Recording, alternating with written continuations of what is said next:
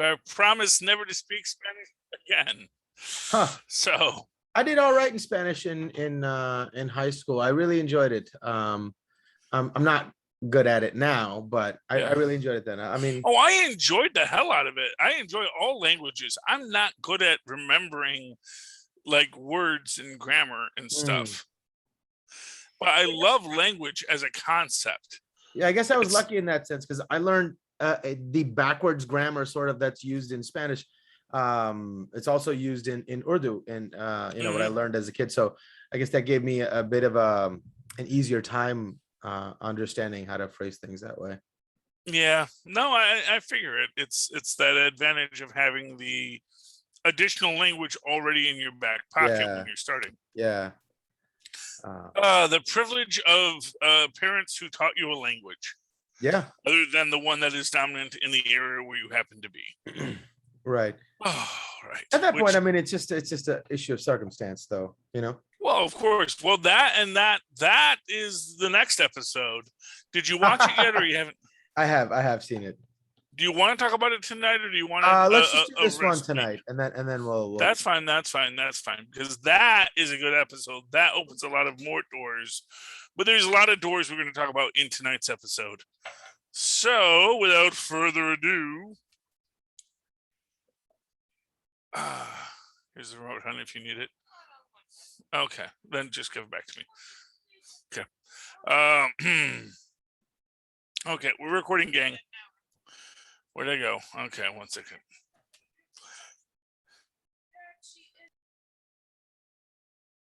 Jellystone is full of Hanna-Barbera characters, so that's fine. Okay. In a world without form or function, things come into being and are destroyed. In a world that never existed, we ask, what if? And we watch. And this is enough said. Avast me hearties, and welcome once again to Full Stream Ahead. Arrgh. I'm your host, Charlie, the Professor Esser, and with me as always is my skinny rich friend. It's Mozz. Hey, Mozz, today we are talking, what if Captain Carter were the first Avenger? And there is a lot in this episode. And a lot in the sense that we are told at its outset that the moment that changed everything is Peggy Carter choosing to stay below. Which, by the way, if you ever see the Matt Frewer Time Traveler episode of Star Trek The Next Generation, where he is actually a guy from like the 21st century, but he gets a 23rd century time machine and goes to the 25th, or he gets like a 28th century time machine, goes to the Enterprise and convinces them all he's from the future just so he can steal tech to take back to the 21st century. It's a great episode, but there's one of my favorite lines in there is I'm just here to observe this moment in history. And they're like, what is so significant about this moment? What are you talking about? He's like, I'm just observing, much like our watcher. Mm-hmm. And there's a line in there when, LaForge has a choice to make. He can either come back up or he's going to stay on the planet. And just after he does it, he leans over to Picard and says, and LaForge stayed below. It's like, what are you doing here? But this is the inherent conundrum of the Watcher, which is that he's like, I cannot interfere. Oh, by the way, I always show up at the most crucial moments. So when I show up, you all know this is important. And I make myself visible to you, which I do not have to do. And that's my way of interfering without interfering. By being this gigantic bald-headed guy that you see and go, oh, I guess this is important. Oh, watch out. Yeah, it's the weirdest thing with Uatu, because, and of course that's his history as a character, is that his family wanted to interfere. His dad was the guy who said, why don't we give nuclear weapons to primitive societies? What could possibly go wrong? Well, nuclear energy. He said, let's give them nuclear energy. And they did not do well with nuclear energy. They built bombs with it, which is, sad. But then again, that's because there wasn't a political structure in place when they were giving people nuclear knowledge, that there was still a lot of schisms in the society. You have to have that one world government before you can really start to apply technology uniformly across the planet. As long as everybody's worried about, their piece of rock, everyone else is going to be all, oh, gee, well, I need a bigger gun to defend my piece of rock. I got the best rock, so you can't come here. Instead of like saying, well, dude, why don't we just make sure that everyone has good rocks and good water and good air and like maybe not kill each other all the time. But that's another what if. No. Anyway, in this, but this is the thing. So in this moment, and I went back and rewatched the first Avenger just to see how many differences there are, and there are a few, and that is why I say the actual like change in this universe is some kind of butterfly effect 6,000 years ago, but it's sort of the thing where things affect other things. And so a lot has changed in this universe, or maybe didn't change in this universe. But by the time that we get to this point, it's like things are already moved forward to a point where this is the thing that's going to make the noticeable change. Is there an argument like the Nazis that because of the sudden expansion of all these universes, that the quote unquote computer program had to interpolate these postulations pretty quickly, and it did a good job, but they can't be as sorted out as you would because they came into existence and speeded through their histories so quickly? Mm-hmm. Well, no, I mean, I guess fair enough. I mean, well, that's the thing. Well, time. The definition in the official handbook of the Marvel Universe, there is a definition of time. Ooh, that definition is the phenomenon that keeps everything from happening all at once. And that is, what I just realized. But sorry, not to get lost on a point, but then what does happening mean? Well, the point is, that is the question.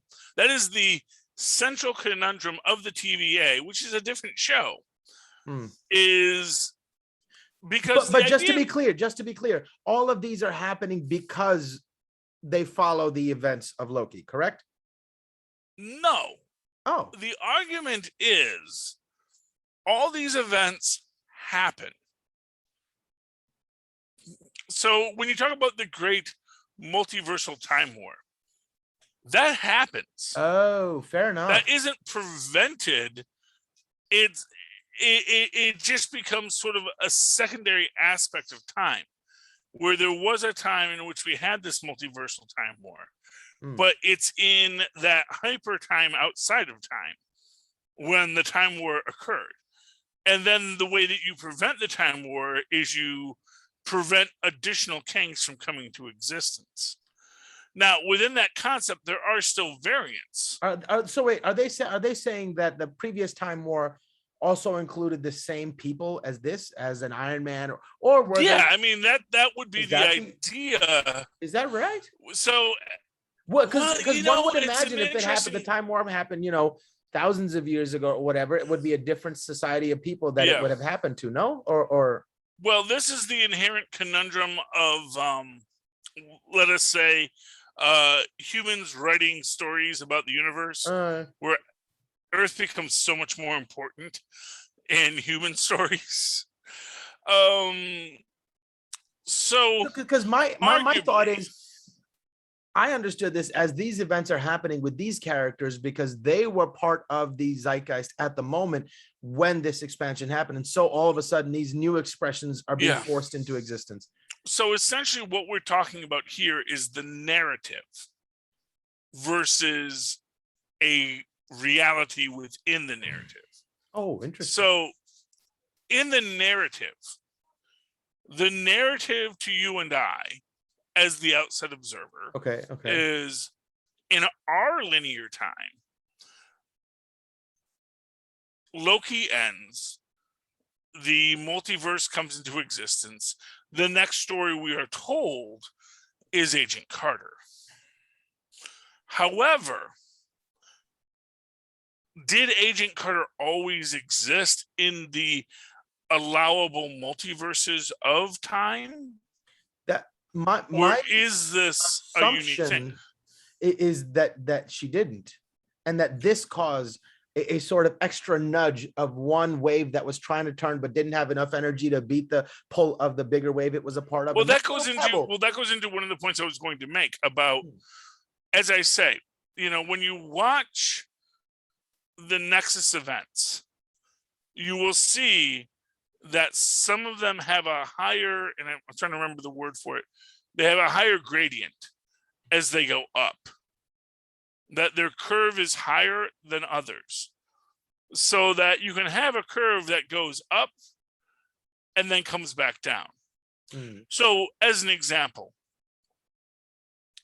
let us say in this universe, Steve doesn't jump out of the pod, or the person doesn't trigger the bomb early, because that's the real thing that changes in this one, is the guy triggers the bomb early, because first he's waiting to see if the serum works, because if the serum doesn't work, there's no reason to blow everything up, or we can blow it up after and it doesn't matter. But he gets nervous because he's on the floor, because everyone's milling about, no one is seated, no one is rested. He gets excited and he blows the bomb early before the experiment is done, thinking, you know what, I'm just going to blow it up early. I'll grab a vial, we'll get through it. But because he does that, because everyone's already on their feet, and actually this is an interesting thing, is Peggy was already on her feet when it happens, when the bomb goes off, but the bomb goes off after Steve is created. It's a slightly different, there's a slightly different way that the events play out. And so her staying below causes others to stay below too. Because everyone else isn't going to go up into the, and I kind of felt like that was this like weird social cue that Erskine was getting, which is like, I want all of you people out of my lab. Too many dang looky-loos. Could you all go up in the thing? And by going to Agent Carter, they say, why don't you go up? Once she goes up, everyone else will follow her. But because she stayed below, no one else went up into the observation decks. And that sort of gives you a different social dynamic, which causes the spy to trigger the bomb early. Yeah, exactly. It's just all these things happen. But because of that, because the bomb goes off early, when the guy starts shooting, Steve, being the hero he is, the idiot he is, runs out with literally not even a shirt on his back to go punch him back to Brooklyn, which is something he knows he physically cannot do. And he immediately gets shot in the belly. We also see that that he killed, that of course the guy does still kill Erskine, which I missed the first time because I really didn't recognize Erskine. They drew him way more hairy in this. And that's actually one of the things I really noticed about this. Now that they're all cartoons, everyone has a much more cartoonish voice. Everyone's voice is just a little bit higher and a little bit more excited, because they know they're reading for a cartoon. Right. It's like musical theater versus theater. Almost. Exactly. And it's an interesting quirk. I don't think it hurts any character. No, I think that the world demands it. But you also, the world that they're in, I mean. Yeah. You also notice it more when you think, because like at first you're like, wait, is that Sebastian Stan? Because of course our Sebastian Stan is like, dour, gritty Winter Soldier Bucky, and this is still Brooklyn Bucky. This isn't even like I'm trying to take care of you, Steve. Gonna be the grown-up Steve, Bucky, that we see just before he goes in. This is just Bucky who's like, what? I'm just a kid from Brooklyn. What happened? Yeah. Anyway, one thing I felt like when this was first announced as a what if thing, the thing that was exciting and interesting to me was that it would have nothing to do with the continuity of all the other things. So it would be a standalone thing. So we wouldn't be burdened by this. We could just enjoy it. And now that sort of I'm getting the sense that they want to make it a part of canon of the central narrative, that it's not just a story on the side that has nothing to do with it. So you have that freedom. You have to sort of think about these sort of things. But that's not really what I enjoyed about this. I think all the lore and whatnot is nice, but just I really enjoyed the Agent Carter TV show. And I feel like this is who she always wanted to be and who she always was on the inside, right? This is everything she was capable of. And to see her get that was really, really fun and cool to see. I think that part, watching that piece of her finally get expressed to its fullest extent, was really, really cool to watch. That's what I enjoyed about it most in it. And along those same lines, what's very interesting is how much of a cold-blooded killer she is. I've had a couple of people say that to me, but like, would you say that about, any other soldier going out and killing actual Nazis? No, you wouldn't, but it's different than Steve, who was never a cold-blooded killer.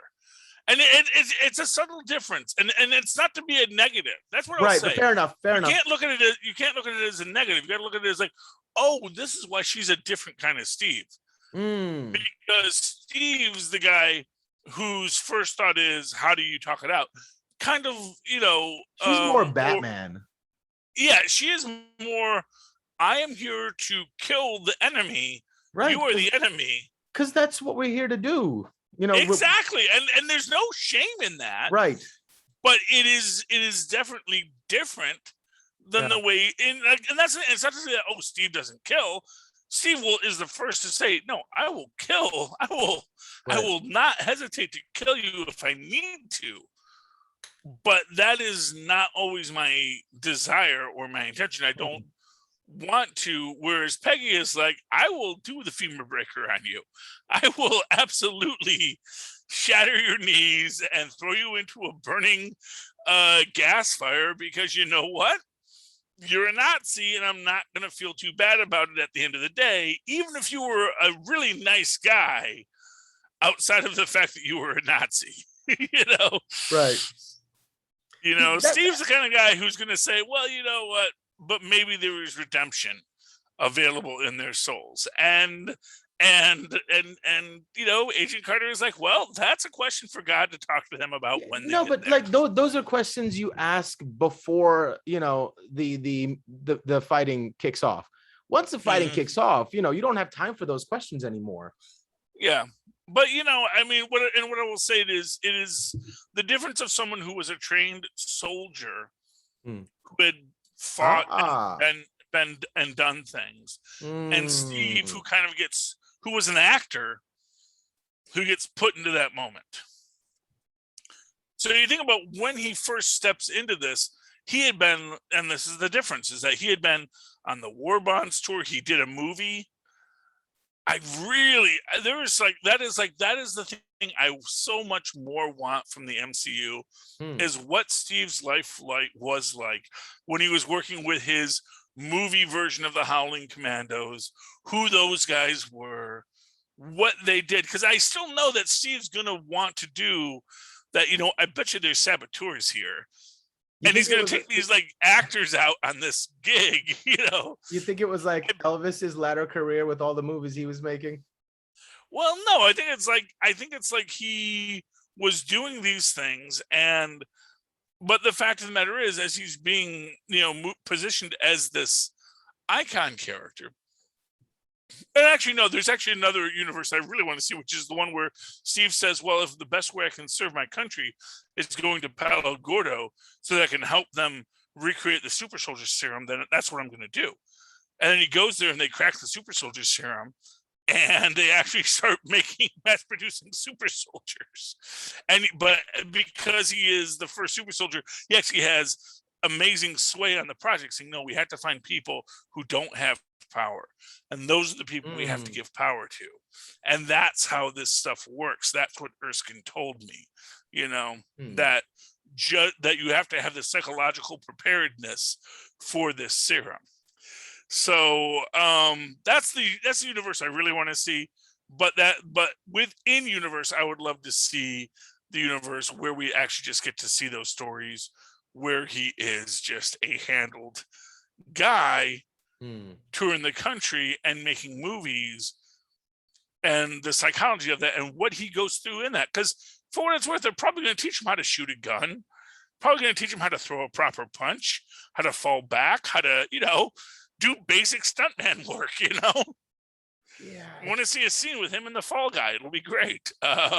Just seems like such a waste. What kind of general says, yeah, we have a super soldier, let's put him on stage, as opposed to, well, because he's one. Here's what I'll say. If he just said, well, then just let me enlist, I'm still a good fighter, I don't have I'm not 4F anymore, just let me go be on the lines, probably would have let him be on the lines. Yeah, I guess they would make more money from the movies and the stage work, and they pumped a lot of money. Yeah, and it helps the war effort. Money back. That's the thing. I mean, what it was in the first version, Tommy Lee Jones is mad because he got a superhero great, but it's not like he has laser eyes. It's not like, it's like, great, yeah, you're a great super soldier. You're going to be a great soldier, I am certain. I got soldiers, I got Hodge. Hodge can do 90% of the stuff you can do, maybe a little bit slower, but he can do it. I got well-trained soldiers, and you're not even well-trained yet. You're stumbling over your own dang feet. Let's be honest here. Yeah. I got soldiers. I needed an army. Do you think? I needed an army of you guys. Just one of you. It's nice. And it's going to be great in tactical situations. And obviously, there you have a secondary level where if you had a spy master in the room saying, no, I know what you can do. But honestly, like I said, I think the most useful use for Steve would be the scientific reserve, which I also think that would have been the most useful thing for Peggy, is to go to Palo Gordo. Not to have been a soldier. Now, what I find interesting is that they still are thinking maybe we can make her a warband salesman. But of course, she's not going to want to do that. And that's the big difference, is that because of her personality, because of who she is, she doesn't want to be she doesn't want to be a dancing girl. She wants to be a soldier in the same way that Steve did, but she's already been a soldier. She's already been a code cracker for years. One of the interesting things about this is the actor who plays Colonel Flynn. And by the way, I do want to give some shout outs here because we did not do this at the start. We normally do the IMDb intro, which is when Steve Rogers is seriously injured, Peggy Carter becomes the world's first super soldier. Our director on this is Brian Andrews. Our writers are A.C. Bradley, who is our head writer, Matthew Chauncey, who's our story editor. And then we get to... Do they list the artists and the animators? Oh, of course. Yeah. Well, the artists, no. Oh. Yeah, so, I mean, like whoever's in charge. Written by A.C. Bradley, and story editor was Matthew Chauncey. No, they actually. I mean, I'm sure if I get into it, probably if I get deep enough, there's probably animator credits. Film editing was by Graham Fisher.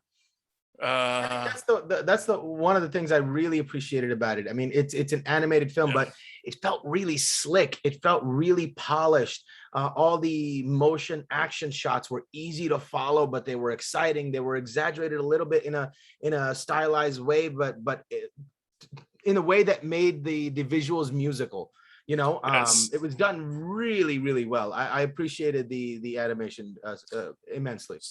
So our head of character animation was Joshua Beveridge. Emily Dillion was our animation coordinator. Stefan, Frank, and Adrian L'Alexandre were our animation supervisors. And hardest working woman in show business today, our character designer, Amelia Vidal. Let's go. Way to go, Amelia. You designed the hell out of those characters. Well played. Well played. Yeah, I mean, that's the thing of it. This whole thing is, I mean, it is beautifully animated. I love the stylized choices they make as far as, you know, when Howard Stark breaks in on the little flirty scene with Steve and Peggy, and he's just like, "Don't mind me," and they do the little wah circle around him and to zoom out. You know, it was some great 1940s direction they did. You know, and again, not dissimilar to what they did on WandaVision, where we're going to embody the storytelling styles of the day. And so in embodying those storytelling styles, we get a nice little tale of what the characters are doing, who they are, and where it's all going. And I do like that. But here's the thing. This is one of the things I wanted to say about our actor who is playing Colonel Flynn, Bradley Whitford, who played Chief Flynn in the Peggy Carter short. Now, the Peggy Carter short was not the Peggy Carter series. Peggy Carter short was effectively everything that's in the Peggy Carter series, but condensed into like one 15-minute episode. So it's like jerky sexist boss doesn't want to give Peggy her due and doesn't even know why she's there. The war's over. Why aren't you going knitting something? I don't know. What is it women do? She goes out on her own, finds the Zodiac Codex, which is apparently something that looks like some super soldier serum when you pull it out. And then at the end of that, that's when Howard calls to say she's going to be the new head of S.H.I.E.L.D. Everyone wants to say this is non-canon. And I'm going to say, obviously, it probably isn't, but that's what they keep on drawing from for the new MCU. But there is nothing in the moment that couldn't have been tacked on as a 15-minute short in season 3. Like, if you just are willing to say this takes place the third season of Peggy, that once again, after all of the nonsense, she gets reassigned again to this Schmendrick, you know, Colonel Whitford, and it's back to square one for her. But now she is actually so within her own self that she's gonna take the call late at night and just go, well, I'm gonna go do it myself, and I'll do it myself. And she does it herself, and that just happens to be when Howard finally gets senatorial approval to start the S.H.I.E.L.D. program. Now, and here's what is interesting within the whole concept. The idea of Hydra worshiping a space god isn't from the comic books. It isn't from the movies. That is totally from Agents of S.H.I.E.L.D. Because even if you're reading Hickman's S.H.I.E.L.D. Stories, which are fantastic, where you see how the original origins of the S.H.I.E.L.D. come into existence and how the Brotherhood of Hydra sort of spun off of that. It was never about reconnecting with some ancient space god. That is a purely Agents of S.H.I.E.L.D. acknowledgement that they're weaving into this story. Now, when we get to that guy, when they open up the portal, is that Hive? Is that Shuma-Gorath? Fun fact, Shuma-Gorath spells his name in Marvel with a hyphen, as does Spider-Man. So there's something there too. It's a joke. They always do that. Spider-Man spells his name with a hyphen.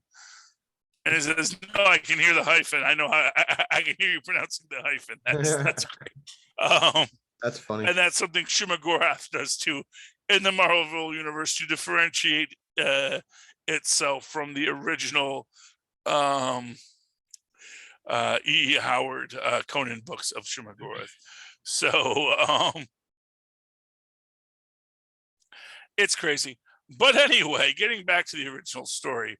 So that's an interesting aspect of it. And that's another aspect of it, which is that in this universe, the skull is much more centered on mysticism than science, where he is trying to open up the gateway, not trying to build weapons. But could that be just because Arnim Zola gets pulled out early in this universe, and then the skull gets to focus on his own mystical view of the universe and his desire to contact gods? It's interesting. In the cartoon, the button he pushes to open up the Tesseract is, a very heavy-handed foreshadowing wood carving of the gate with tentacles coming out. However, in the original movie, he's pushing the eye of Jormungandr, the Midgard serpent, to open it. So within and that's an interesting point, because it means they could have said he was calling forth the Midgard serpent. He was calling forth the idea that the Jormungandr was Hydra's champion. He wanted the serpent that could encircle the earth. But they don't. They make a very specific point to make this a tentacle monster and call it Hydra's champion.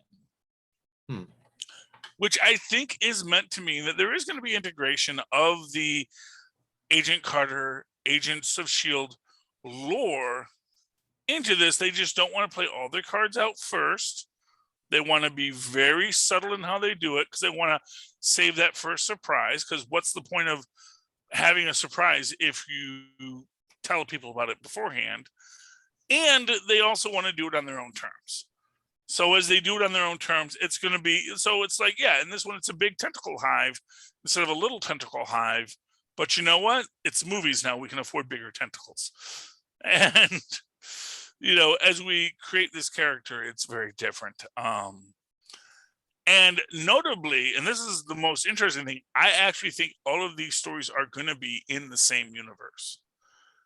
I think that T'Challa that we see next week is in a universe with an Agent Carter, not with a Captain Carter, not a Captain America. And the Captain America shield we see, the Hela horns we see, I think all of those are from alternate universes. Because there's another aspect that Benicio del Toro, well, we'll get to that next episode. Right. I don't want to get into it because it's like, oh man, it was like, oh, see that means this, but actually, well, maybe it doesn't mean that. I like the idea of all the characters, the variables that we're being introduced to, the variants that we're being introduced to, might team up at the end and assemble, which makes me think: is Captain Carter worthy of holding the hammer? Oh, of course she would be. But we have to see whose hammer it is. It might be Loki's hammer by the end of this.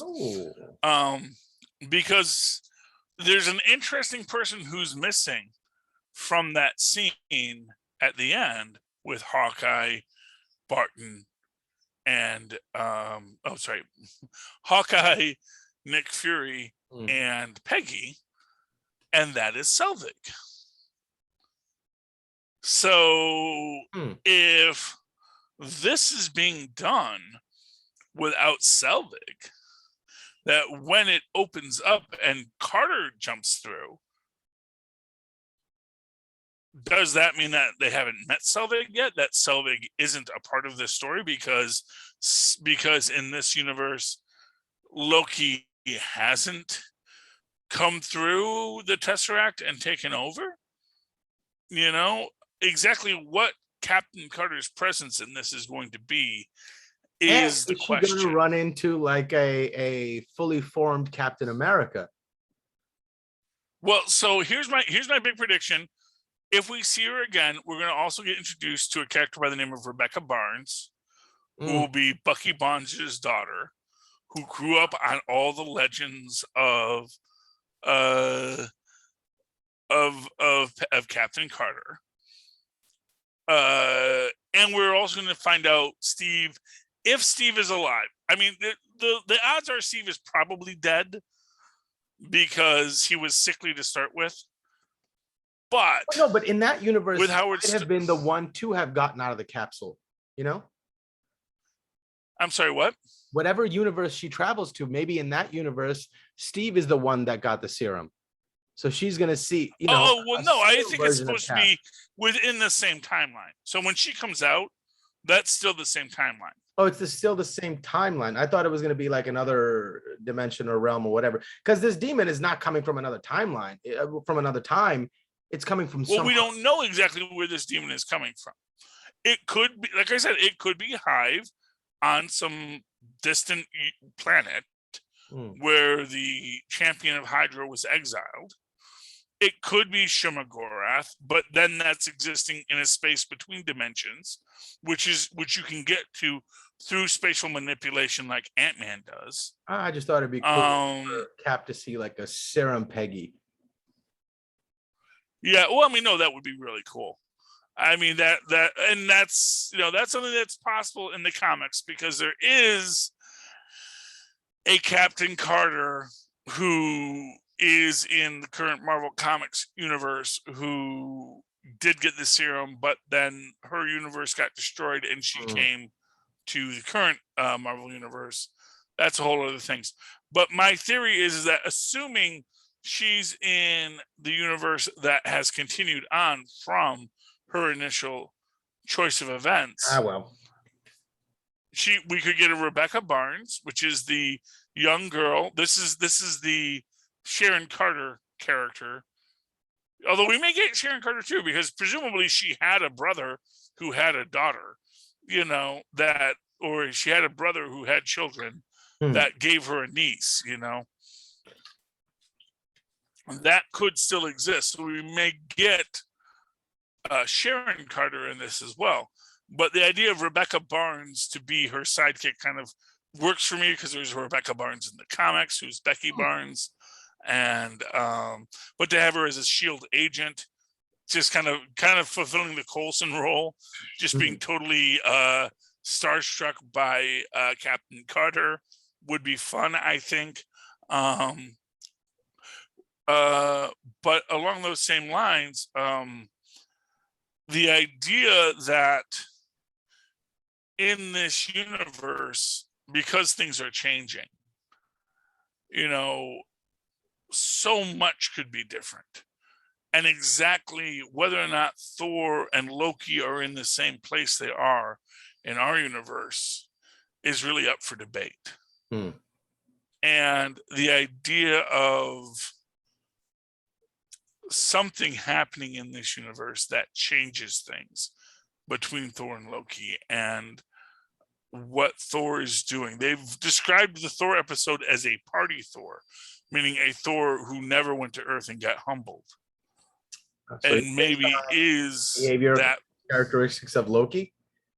Well, no, just sort of the bombastic, violent characteristics, or like the irresponsible one, and Loki ends up being the responsible one. Exactly. Well, then there's an argument to be made that Loki was always the responsible one. It's just that the only way he could achieve what he wanted was by being deceitful. There's a lot of possibilities for this universe, which is one of the many, many reasons I love this universe. I love what they're doing with it. And I think it's going to expand into some really great storytelling.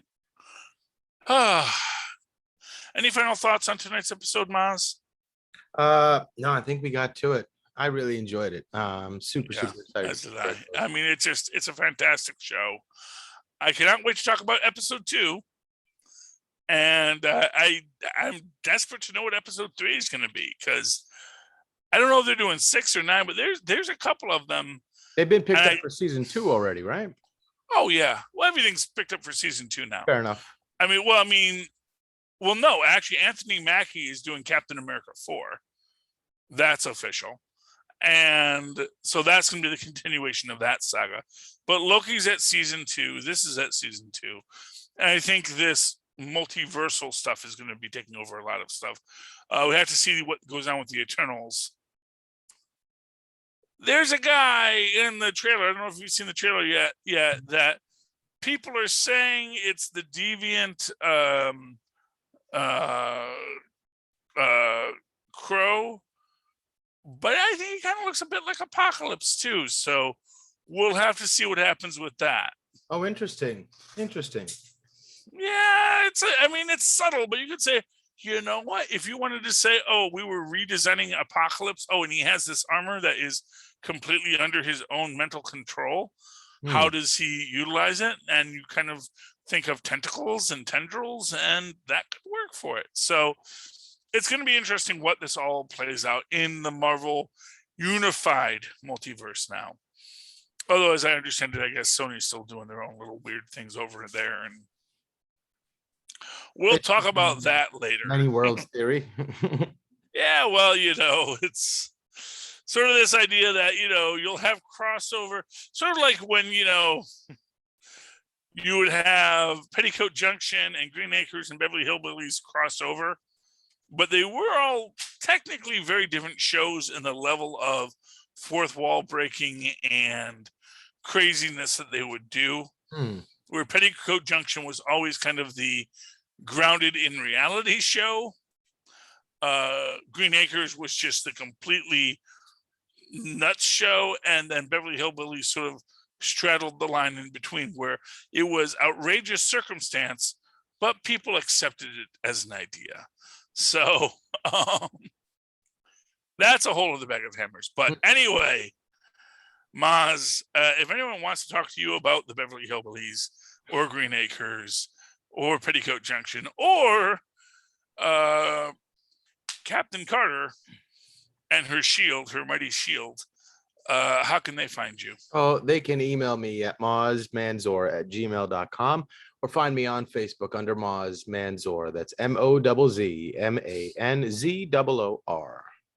And of course, you can always write to me the old-fashioned email way, where ancient mothers and forefathers did, at superconnectivityblog@gmail.com. That's superconnectivityblog, all one word, @gmail.com. Of course, follow me on the Twitter as I live tweet things like maybe Stargirl, if I ever remember to do so, or I'm not busy at the time because people schedule podcasts then, at Charlie Esser. That's CHARLIESSER. Look for the 2 E's in the middle. Equality. Ding. Thank you, Mozz. The story has ended, and yet it continues. We have seen What If, and now we say, enough said. All right, you filthy, scurvy, land-loving dogs. We've come to the end of another raucous adventure on the high seas of the streaming shows. Agent Carter has cut the heck out of those tentacles. That was no hente that I saw that day. Please tune in again next week as we once again sail full stream ahead. Arg. All right. I love improv. All right, Mozz, it's been a pleasure.